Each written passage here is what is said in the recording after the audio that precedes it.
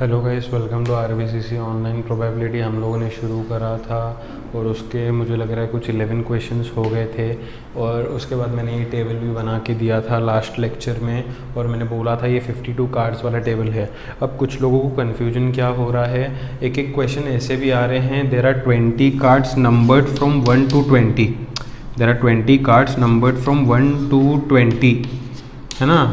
तो ऐसे वाले क्वेश्चंस भी हैं। तो जब ऐसे वाले क्वेश्चंस आते हैं there are 20 cards numbered from 1 to 20, तो उसका सैम्पल स्पेस 1 से लेकर 20 ही होगा।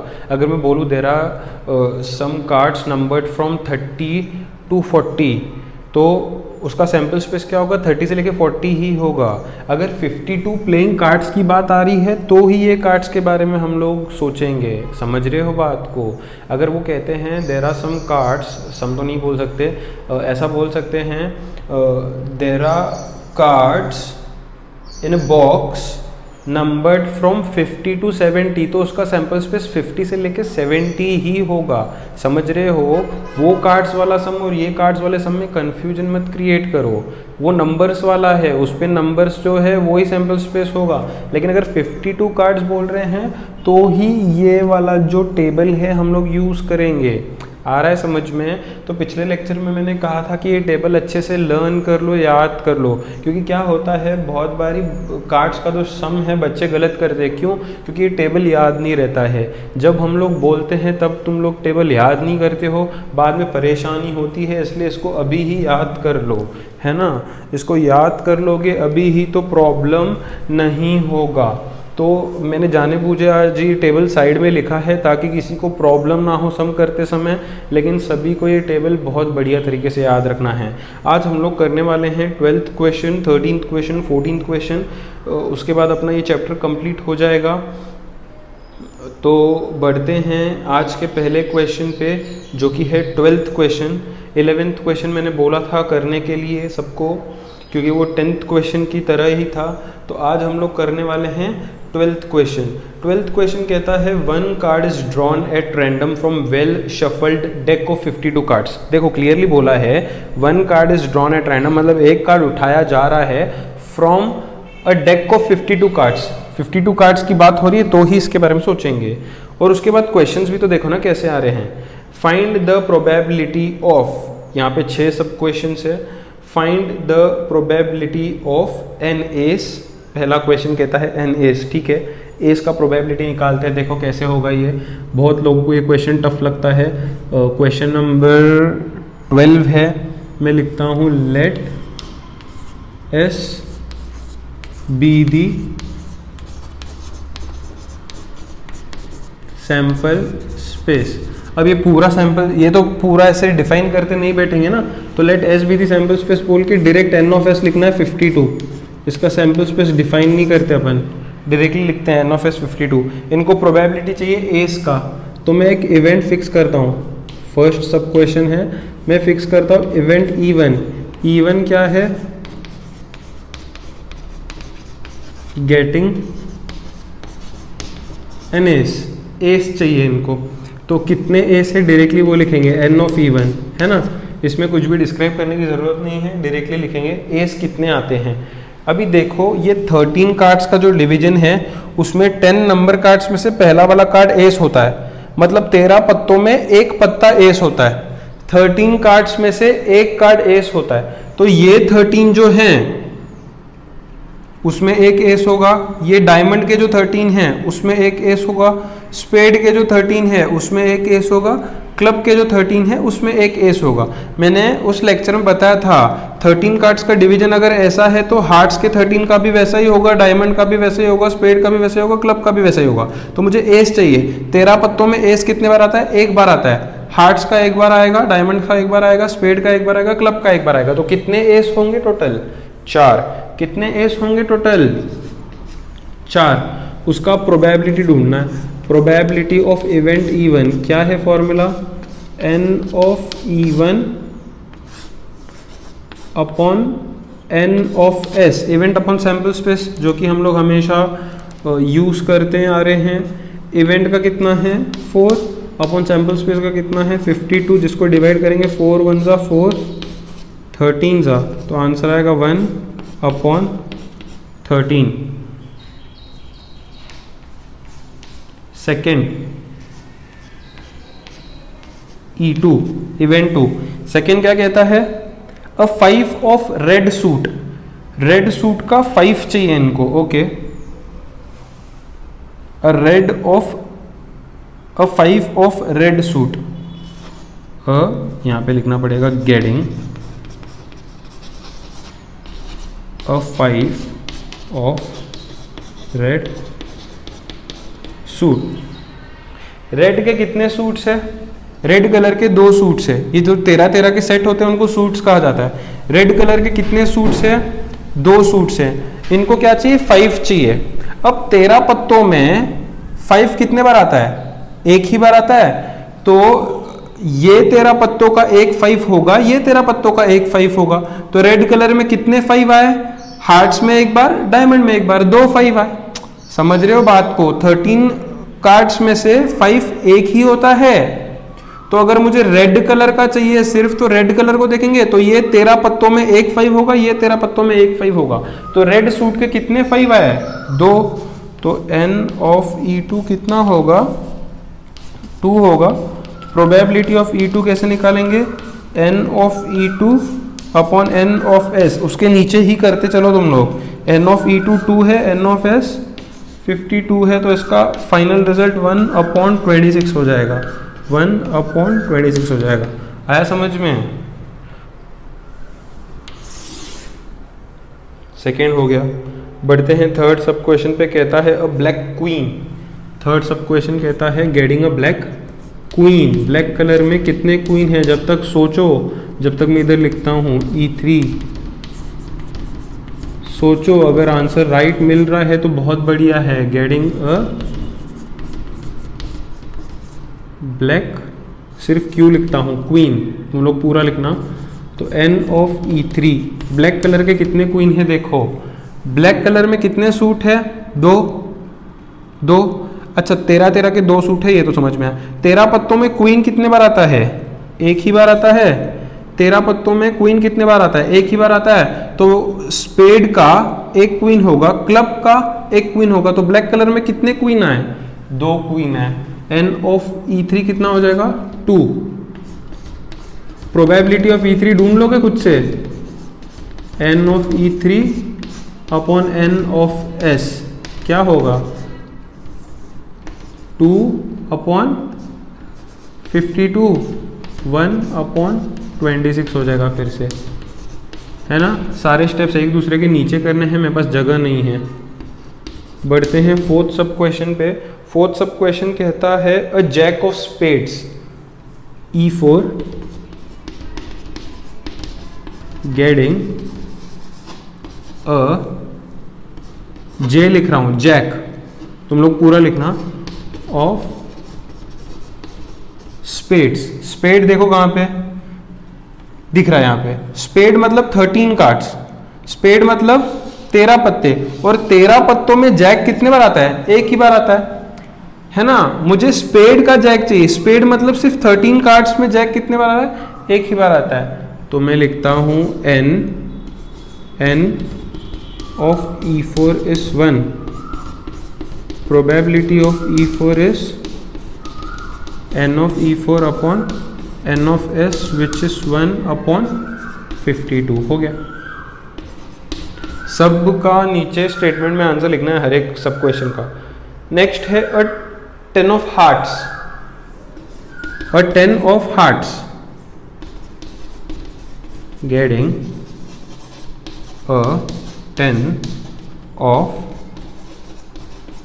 हार्ट्स। सोचो सोचो जरा, खुद से दिमाग लगाओ यार। अ 10 of hearts, a 10 of hearts, ये हार्ट्स है, हार्ट्स मतलब 13 कार्ड्स, 13 कार्ड्स में 10 कितने बार आता है, एक ही बार आता है, तो एक आएगा। इसका प्रोबेबिलिटी खुद से ढूंढ लो, probability of E5 equals to n of E5 upon n of s equals to 1/52। Last sub question, getting a face card E6 getting a face card. इन लोगों ने ऐसा नहीं बोला है कि कौन सा फेस कार्ड चाहिए, हार्ट का, डायमंड का, स्पेड का, क्लब का, सिर्फ फेस कार्ड बोला है, तो सारे फेस कार्ड लेने हैं, है ना। 13 कार्ड्स में से 3 कार्ड्स जो होते हैं वो फेस कार्ड्स होते हैं, है ना। तो हार्ट के 13 में भी 3 फेस कार्ड होंगे, डायमंड के 13 में भी 3 फेस कार्ड होंगे, स्पेड के 13 में भी 3 फेस कार्ड होंगे, क्लब के 13 में भी 3 फेस कार्ड होंगे। तो 3 + 3 6 + 3 9 + 3 12, टोटल कितने फेस कार्ड्स आए 12। तो इवेंट E6 का n कितना आया 12, उसका प्रोबेबिलिटी खुद से ढूंढ लो। तो इस तरीके से ये कार्ड्स के सम्स होते हैं, थोड़ा सा कंसंट्रेशन के साथ कर लो इन्हें।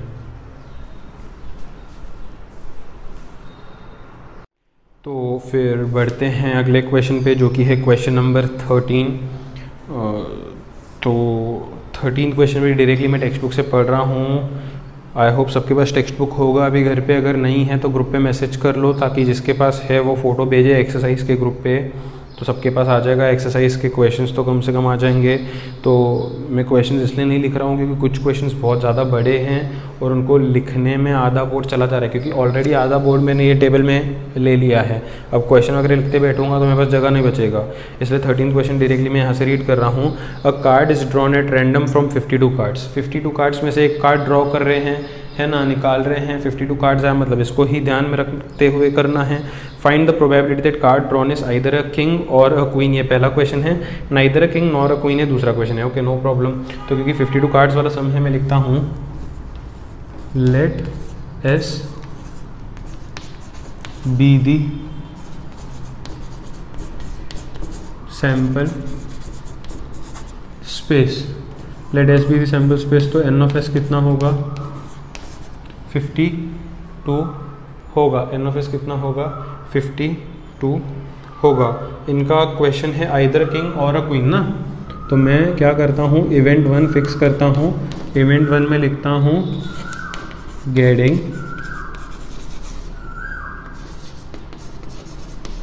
Either a king or a queen. पूरा लिखना तुम लोग, के और क्यू नहीं लिखना। तो ये इवेंट E1 में आ जाएगा। तो मुझे किंग और क्वीन चाहिए, ठीक है। कोई भी किंग और क्वीन चलेगा, इन लोगों ने स्पेसिफाई नहीं किया है कि हार्ट्स का ही चाहिए, डायमंड का चाहिए, ऐसे कुछ स्पेसिफाइड नहीं है, कोई भी चलेगा। तो 13 कार्ड्स में से किंग और क्वीन 2 कार्ड्स होते हैं। 13 में से एक किंग होता है, एक क्वीन होता है, मतलब 13 में से मुझे 2 चाहिए। मुझे किंग और क्वीन दोनों चलेगा, तो मतलब 13 में से मुझे 2 चाहिए। तो हार्ट्स के 13 में से 2 चाहिए होंगे, डायमंड के 13 में से 2 चाहिए होंगे, स्पेड के 13 में से 2 चाहिए होंगे, क्लब के 13 में से 2 चाहिए होंगे। क्योंकि 13 कार्ड्स का डिवीजन तो ऐसा है, 13 कार्ड्स में एक किंग और एक क्वीन आता है, मुझे 13 में से 2 कार्ड्स का रिक्वायरमेंट है। तो हार्ट के 13 में से 2 है, 2 है, 2 है, 2 है। तो 2 + 2 4 + 2 6 + 2 8 हो जाएगा। तो एन ऑफ E1 कितना हो जाएगा 8 हो जाएगा। तो मुझे क्या करना है, प्रोबेबिलिटी ऑफ E1 ढूंढना है, जो है N of E1 upon N of S. N of E1 मतलब 8 अपॉन एन ऑफ एस मतलब 52। इसको सिंपलेस्ट फॉर्म में लेके आ सकते हो, 4 2 ज़ा 4 1 ज़ा 4 3 ज़ा 12। तो इसका फाइनल आंसर 2/13 हो जाएगा, है ना। सेकेंड क्वेश्चन पे बढ़ते हैं। सेकेंड इवेंट कहता है neither a king nor a queen getting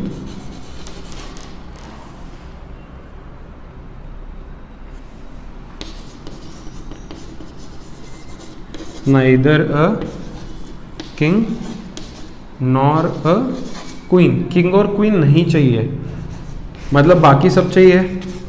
अगर मुझे किंग और क्वीन नहीं चाहिए, मतलब बाकी सब चलेगा, बाकी सब चाहिए। इन लोगों ने कहा है किंग नहीं चाहिए, क्वीन नहीं चाहिए, बाकी सब, इसका मतलब चाहिए। अब मेरे को बताओ, टोटल कार्ड्स 52 थे, उसमें से 8 कार्ड्स ऐसे थे जिनमें किंग और क्वीन आता है। अभी अभी हमने काउंट किया, 52 में से 8 कार्ड्स में किंग और क्वीन है। तो 52 से अगर 8 माइनस करोगे तो किंग और क्वीन हट जाएंगे और बाकी सब आ जाएंगे, जो कि मुझे यहाँ पे चाहिए।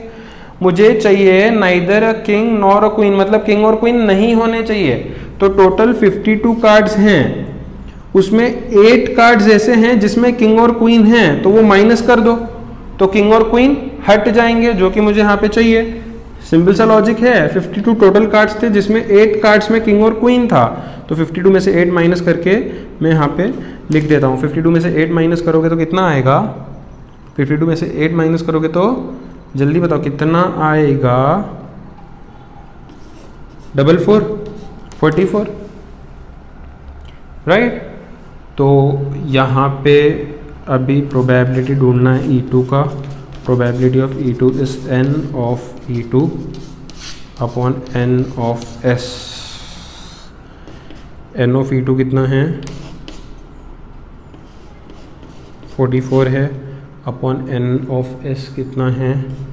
52 है। सिंपलेस्ट फॉर्म में कन्वर्ट करो इसको, तो 4 11 ज़ा 4 13 ज़ा, तो आंसर अपना 11/13 आ जाएगा। हो गया ये सब। क्वेश्चन नंबर 13 हो गया यहाँ पे, है ना। आई होप सबको समझा है। स्क्रीन पॉज करके नोट कर लो और वो टेबल अपने माथे में घुसा लो। बढ़ते हैं क्वेश्चन नंबर 14 पे। क्वेश्चन नंबर 14 कहता है if the probability of winning the game is 0.6, what is the probability of losing the game? Okay, तो ये क्या है ना, डाइकोनोमस इवेंट्स है। डाइकोनोमस इवेंट्स मतलब क्या होता है? जिसके सिर्फ 2 ही आउटपुट आते हैं, आइदर ये और वो। जैसे winning a game, losing a game, ये 2 आउटपुट्स है। हेड टेल, ये 2 ही आउटपुट्स है कॉइन के। ट्रू फॉल्स, अगर ट्रू और फॉल्स क्वेश्चन आता है तो आइदर ट्रू और फॉल्स, ये 2 ही आउटकम्स है उसके। तो जब भी 2 ही आउटकम्स आते हैं तो उसको डाइकोनोमस बोलते हैं। और ऐसे केसेस में हमको अगर एक का प्रोबेबिलिटी दिया है और दूसरे का प्रोबेबिलिटी ढूंढना है तो बहुत ही आसान तरीके से हो जाता है वो। जैसे probability of winning a game is 0.6, what is probability of losing a game? तो ये लोग कह रहे हैं probability of winning the game ना इज 0.6, सही है। तो probability of winning the game, probability of winning the game is 0.6 ही दिया है, सही है। 0.6 ही दिया, प्रोबेबिलिटी ऑफ लूजिंग ढूंढना है। तो ऐसे केसेस में जब ऐसे वाले इवेंट्स आते हैं डायगोनोमस, तो हम लोग क्या लिखते हैं? Probability of winning plus probability of losing is equal to 1, क्योंकि addition of all probabilities is always 1। ये एक प्रोबेबिलिटी का क्या बोल सकते हैं, लॉ है। मान के चल लो कि सारे प्रोबेबिलिटीज अगर ऐड करूं मैं एक क्वेश्चन में, जितने भी प्रोबेबिलिटीज निकल सकते हैं उन सबका एडिशन करूंगा तो आउटपुट 1 आ जाएगा, है ना। क्योंकि मैक्सिमम आउटपुट 1 होता है, तो सभी का एडिशन करूंगा तो मैक्सिमम आउटपुट ही आएगा ना, जो कि 1 होगा। तो यहाँ पे सभी आउटपुट्स अगर मैं देखूं, अगर एक गेम के सभी आउटपुट्स देखूं तो या तो वो विनिंग होगा या तो लूजिंग होगा, उसके अलावा कुछ नहीं होगा। तो सभी आउटपुट्स का अगर मैं एडिशन करूंगा तो 1 आ जाएगा। तो प्रोबेबिलिटी ऑफ विनिंग जिसमें से 0.6 मुझे मालूम है, प्लस प्रोबेबिलिटी ऑफ लूजिंग मैं नहीं जानता हूँ, इक्वल टू 1। तो प्रोबेबिलिटी ऑफ लूजिंग अगर मुझे ढूंढना है तो 1 में से 0.6 को माइनस करना होगा, जो कि मुझे देगा प्रोबेबिलिटी ऑफ लूजिंग, जिसको मैं 0.4 बोल दूंगा। तो ये मुझे प्रोबेबिलिटी ऑफ लूजिंग मिला और यहाँ पे ये क्वेश्चन खत्म हुआ, जो कि है क्वेश्चन नंबर 14। बढ़ते हैं क्वेश्चन नंबर 15 पे। क्वेश्चन नंबर 15 है फिल इन द ब्लैंक्स। कहता है the probability of sure event is dash. The probability of sure event is equal to कितना है पूछ रहे हैं। अब क्या होता है, अगर मैं सिंपल सा एग्जांपल कहूँ तो अगर मैं एक छोटा एग्जांपल हुआ डाइस रोल्ड, और डाइस रोल्ड का सैंपल स्पेस क्या आएगा? 1 2 3 4 5 6। अब अगर इसमें मैं कहता हूँ find the probability of getting 7, तो मुझे बताओ डाई पे 7 आएगा? डाई पे 7 आएगा? नहीं आएगा, ये इम्पॉसिबल चीज है। तो अगर ऐसा कोई क्वेश्चन आ रहा है जो कि इम्पॉसिबल है, तो वैसे इवेंट को बोलते हैं इम्पॉसिबल इवेंट्स, जिसका जो प्रोबेबिलिटी है वो हमेशा 0 होगा, क्योंकि वैसे कुछ हो नहीं सकता। गेटिंग अ 7 पॉसिबल है ही नहीं यहाँ पे, तो उसको इम्पॉसिबल इवेंट बोलेंगे गेटिंग अ 7 को, और उसका प्रोबेबिलिटी हमेशा 0 होगा। दूसरा केस ऐसा होता है, जैसे कि मैं बोलूँ getting a number less than और इक्वल टू 6, अगर मैं कह रहा हूं getting a number less than और इक्वल टू 6, या और भी इजी करते हैं, getting a number less than 7, getting a number on a die which is less than 7, तो लेस देन 7 अगर करोगे तो उसमें सारे ही आ जाएंगे 1 2 3 4 5 6, क्योंकि सारे ही 7 से कम हैं, सारे ही आ जाएंगे। तो ऐसा अगर कोई इवेंट आता है जिसमें सारे सैंपल पॉइंट्स आ गए, जिसमें सारे सैंपल पॉइंट्स आ गए, तो उसको कहते हैं श्योर इवेंट, उसको कहते हैं श्योर इवेंट, जिसमें सारे सैंपल पॉइंट आ जाते हैं और उसका प्रोबेबिलिटी हमेशा 1 होगा, क्योंकि सारे सैंपल पॉइंट आ गए ना, तो प्रोबेबिलिटी 1 होगा। निकाल के देखो प्रोबेबिलिटी ऑफ इवेंट का फॉर्मूला क्या है, N of event upon N of S. अगर मैं बोलता हूँ लेस देन 7 मतलब 6 के 6 आ जाएंगे इवेंट में, और सैंपल स्पेस में भी तो 6 ही है, तो काट के आंसर हमेशा 1 आएगा। तो आई होप इम्पॉसिबल इवेंट और श्योर इवेंट में डिफरेंस समझा है सबको। तो प्रोबेबिलिटी श्योर इवेंट का 1 होता है, इम्पॉसिबल इवेंट का 0 होता है। तो पहला फिलअप हमने डिस्कस कर लिया। दूसरा है the probability of impossible event is, ये भी तो डिस्कस हुआ, probability of impossible event is 0, तो इम्पॉसिबल इवेंट का जो प्रोबेबिलिटी है वो 0 होगा। सेकेंड फिलअप भी हो गया। Third, probability of E plus probability of E not is equal to how much, probability of E plus probability of E not equals to dash बोला है, तो ये डाइकोनोमस है ना, ई और ई नॉट मतलब opposites, winning, losing, true, false, head, tail. तो जब डाइकोनोमस इवेंट है तो उसका एडिशन हमेशा कितना आता है, यहाँ पे मैंने बोला था कितना आता है एडिशन, 1 आता है। इनको कॉम्प्लीमेंट इवेंट्स भी बोलते हैं एक दूसरे के, 1 आता है। Next, probability of any event lies between what, ये तो पहले दिन पे ही बताया था, probability of an event lies between what ऐसा कहते हैं, मैंने बोला था प्रोबेबिलिटी 0 और 1 के बीच में ही होता है हमेशा। तो इस तरीके से मैंने फिलअप्स भी ख़त्म कर लिए। यहाँ पे ये पूरा लेसन ख़त्म होता है प्रोबेबिलिटी का, जिसमें कुछ 15 क्वेश्चंस थे और मैंने सारे के सारे ले लिए हैं। आई होप सब लोगों को लेसन समझा है। मैं चाहता हूँ कि सभी ये चैप्टर एक बारी खुद से सॉल्व करें। अभी तो तुम लोगों ने मेरे साथ साथ सॉल्व किया है बोर्ड से देख के, लेकिन मैं चाहता हूँ कि हर कोई ये चैप्टर, आज क्या है सैटरडे है, आज ये वीडियो मिल जाएगा, तो आज ये वीडियो ख़त्म करने के बाद आज ही रफ बुक में पूरे क्वेश्चंस जो हैं फिर से एक बार रीसॉल्व कर लो, तो मुझे भी बेहतर लगेगा और तुम लोगों को पता चलेगा कहाँ कहाँ पे प्रॉब्लम हो रही है। होगी नहीं ज़्यादा लोगों को, लेकिन अगर हो रही भी है तो तुम लोगों को पकड़ में आ जाएगी वो चीज़ और ये लेसन यहीं पे क्लियर हो जाएगा। यहाँ पे अपना 4th लेसन क्लियर हो जाएगा। ऑलरेडी मेरे को लग रहा है एक बैंकिंग हुआ है, लीनियर इनइक्वेशंस हुआ है, दूसरा मेरे को लग रहा है रिमाइंडर थ्योरम वाला जो है वो चैप्टर हुआ है, और ये प्रोबेबिलिटी अपना 4th चैप्टर यहाँ पे कंप्लीट होगा। तो मैं चाहता हूँ कि बढ़िया तरीके से सब लोग फिर से विदाउट लुकिंग, मतलब मेरी इस बोर्ड वगैरह अभी तो तुम लोग बोर्ड से देख के कराया ना, मैं चाहता हूँ कि बिना मेरी मदद लिए अभी तुम लोग 15 क्वेश्चन खुद से सॉल्व करो और मुझे बताओ, ठीक है? ये तुम्हारे अच्छे के लिए होगा। तब तक के लिए गुड बाय, फिर मिलते हैं जल्दी नए लेसन से और शुरुआत करेंगे कोई मुश्किल से चैप्टर की, ठीक है? तब तक के लिए कीप प्रैक्टिसिंग।